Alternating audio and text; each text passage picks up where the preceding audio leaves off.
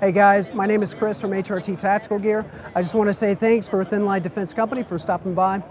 Today I want to show you guys the LBAC, the load bearing adaptive carrier.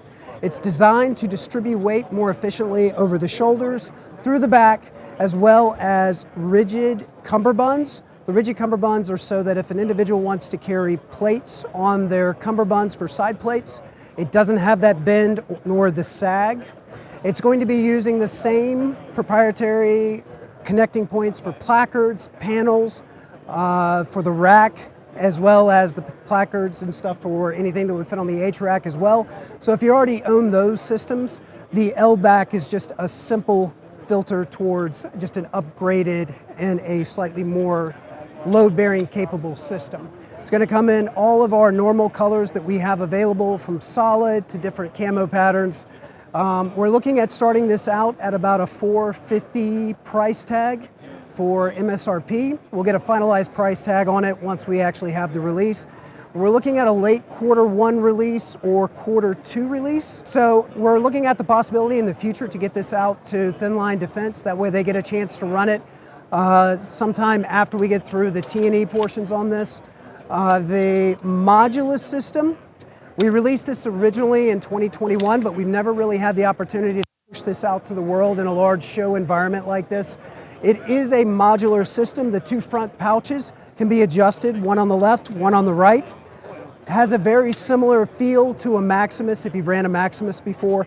The inserts rip out, allows you to do heavy, subgun, AR M4 style, as well as the zipper if you're looking to move more towards a medical system. The thing that it doesn't have are the rigid pouches on the side that the Maximus has. And the last thing is it's going to be just a little bit shorter. So if you're looking for a little bit more real estate compared to what the Maximus gives, that is a big difference between the two. By shorter, what this is going to do is it's going to allow the person to have a little bit more real estate purchase when they go for their magazines that they're pulling off of the plate carrier, or the harness system that can be ran with this as well. Some of the feedback that we received off the Maximus was, we really like it, it's one of the best on the market right now, but we would like a little bit more purchase. And the reason why we went that way is so that these pouches would fit better. It was kind of hard to build them out to a larger size, so we decided to go a little bit shorter and make a few adjustments, give a little bit more real estate purchase as well.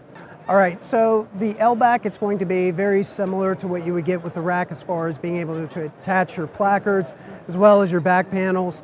But if you'll notice on the front, the significant difference between this shoulder strap as well as this shoulder strap, it definitely widens out, gives you a better purchase for carry, distributes the weight a lot more. I'm gonna say from my time actually running this from the T&E perspective, this is definitely my favorite plate carrier out of all the plate carriers that we have in our stables. Probably my third favorite, followed by with the H-Rack coming in at number 2. But this is probably one of the best plate carriers that we have on the market right now. It's our best seller. Our LBAC, we're basically going to be pushing this out, like I said, probably around a Q2, Q1. We want to make sure that we get as much information out on it as possible. So before we do our official release, we are going to make sure that we have some information put out about it. We're going to go into details about setup. We're going to make sure that we go into details about the way that certain things plug and play. That way we have the information out there, so if there's any questions, upon the reviews that we're able to get out there on the market, we want to make sure that that information is out there to the general public. So the Cummerbund system that we're going to be using with the LBAC, it's going to be a Tigris-based system, and then it's going to have a Molly system that will pull over. It's going to allow you to attach ballistic plates as well as pouches to be able to fill out your mission capacity set. The QD that you can see behind here, they're going to be small rock buckles. That way it keeps with the tradition of us using the rock buckles. So instead of using the large on the 3 panels, this is going to be a much smaller system, but much more stable than even what the 3 panels are. So the Tigris is going to feed into a small little pouch that has a reinforcement piece on it, and it's going to allow so that the Tigris isn't going to be ripping away or causing tears. And that's going to feed closer to the front, and it's going to create a much more stable carrying capacity by connecting all the way from the rear to the front.